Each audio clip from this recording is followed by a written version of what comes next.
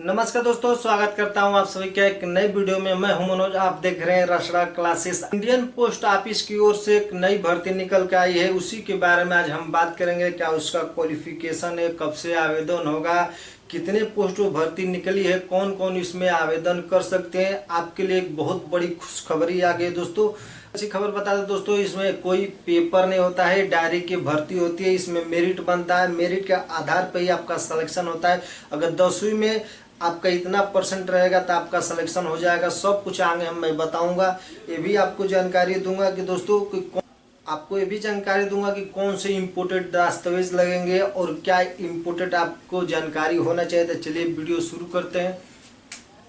Indian post GDS की नई भर्ती 2024 में दोस्तों जारी होगा। इसका नोटिफिकेशन भी शॉर्ट नोटिफिकेशन आउट हो गया है दोस्तों, जिसको ग्रामीण डाक सेवक के नाम से आप लोग जानते हैं।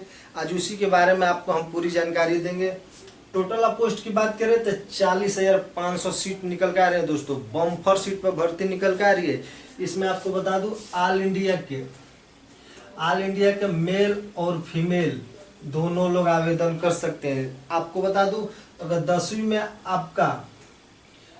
में अगर आपका 45% है ना, तो आप इसमें फार्म जरूर भरिएगा।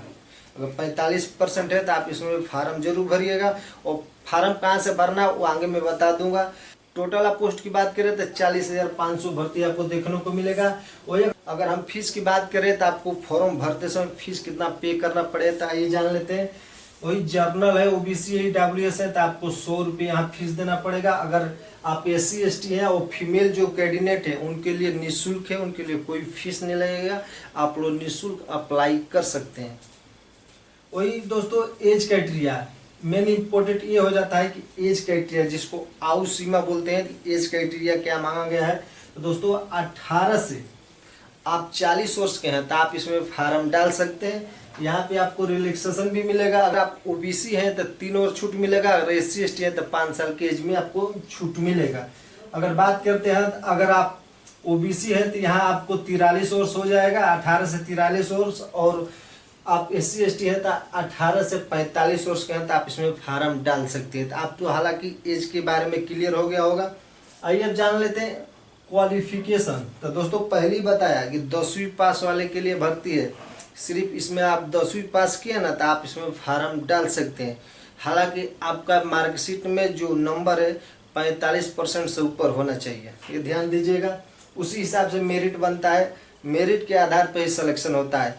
आप ये बोलेंगे सर मेरा 45% है तभी भी मेरा सिलेक्शन नहीं होगा। तो दोस्तों आपको बता दूं, आप नॉर्थ ईस्ट से फार्म भरिएगा, आपका सिलेक्शन 100% होगा, क्योंकि वहाँ का कट ऑफ बहुत कम जाता है, ये ध्यान दीजिएगा।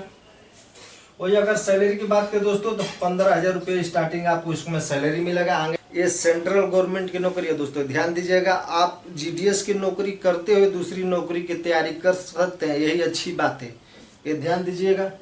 जॉब लोकेशन, बहुत सारे लड़के ये पूछते थे कि सर इसका फाइनली जॉब लोकेशन कहाँ होता है। तो जॉब लोकेशन की बात करें दोस्तों, ऑल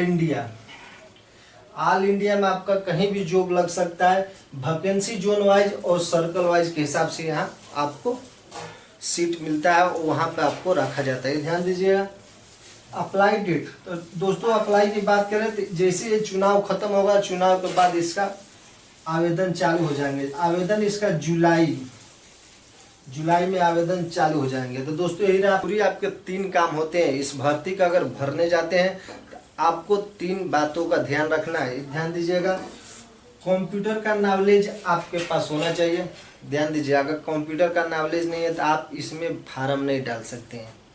और साइकिल, अगर आप साइकिल नहीं चलाना जानते हैं तो अभी से आप सीख लीजिए, क्योंकि आपके लिए बहुत बेनिफिट होगा। और दोस्तों तीसरी ये बात हो, जहाँ से भी जिस भी अगर राज्य से फार्म आप डालते हैं वहाँ का आपको लोकल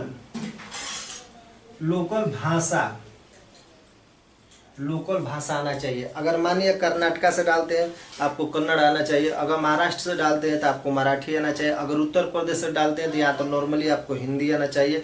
अगर बंगाल से डालते हैं तो आपको बंगाली आना चाहिए, क्योंकि ये तीनों इम्पोर्टेंट आपको जरूरी है। क्योंकि आपको बता दूं, डाक सेवक की ऐसी नौकरी होती है कि आपको पोस्टमैन का काम करना पड़ता है। जिस राज्य से अगर आप अप्लाई करते हैं, अगर वहाँ का भाषा आपको नहीं आता है, फिर ये प्रॉब्लम हो जाती है।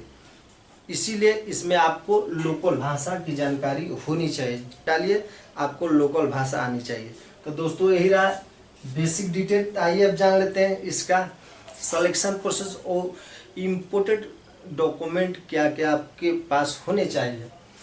दोस्तों सिलेक्शन प्रोसेस की बात करें तो आपको पहले बताया, इसमें नो इल्ज़ाम, इसमें आपका कोई पेपर नहीं होता है।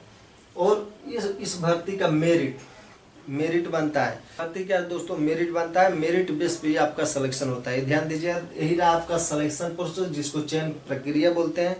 दोस्तों 10वीं में आपके पास जितना भी परसेंट हो, 50% है, 60% है, 70% है, 80% है, बहुत सारे लड़कों का तो 90% रहता है 10वीं में। उस हिसाब से मेरिट बनता है। इसे कई राज्य दोस्तों जहाँ पे कट ऑफ बहुत हाईएस्ट हो जाता है, क्योंकि 10वीं में वहाँ के बच्चों का 90% नंबर रहता है, इस वजह से वहाँ का कट ऑफ बहुत हाईएस्ट चला जाता है। और कहीं कहीं ऐसा होता है कि बहुत कम कट ऑफ जाता है। तो ये ध्यान दीजिएगा। आपके इम्पोर्टेंट कौन कौन से डॉक्यूमेंट चाहिए वो जान लेते हैं दोस्तों। आपके पास आधार कार्ड और पैन कार्ड होना चाहिए, और 10वीं के आपके पास मार्कशीट, जिसको आप लोग सर्टिफिकेट बोलते हैं, आपके पास होना चाहिए। और डोमिसाइल आपके पास सर्टिफिकेट होना चाहिए, और कास्ट सर्टिफिकेट होना चाहिए, और कंप्यूटर का भी आपके पास सर्टिफिकेट होना चाहिए। तभी आप इसमें ग्रामीण डाक सेवक में आप आवेदन कर सकते हैं, माने फार्म भर सकते हैं। अगर आपको पोस्ट ऑफिस में अगर नौकरी करना है तो आप ये सारे डॉक्यूमेंट बनवा लीजिए। अभी आपके पास 2 महीने का टाइम है, क्योंकि फिर बाद में आपको टाइम मिलेगा नहीं। तो दोस्तों ये रहा जो पोस्ट ऑफिस की ओर से एक नई भर्ती निकल कर आई है ग्रामीण डाक सेवक की, उसी के बारे में आपको पूरी हम जानकारी दे दिया। अभी भी आपके मन में कुछ डाउट है, कन्फ्यूजन है, आप मुझसे कुछ पूछना चाहते हैं, अगर अभी तक आप चैनल से नहीं जुड़े हैं तो फटाफट चैनल से जुड़ जाए, क्योंकि गवर्नमेंट जॉब के रिलेटेड आपको डेली लेटेस्ट वैकेंसी का अपडेट दिया जाता है। तो मिलते हैं हम अगली वीडियो में, तब तक के लिए जय हिंद।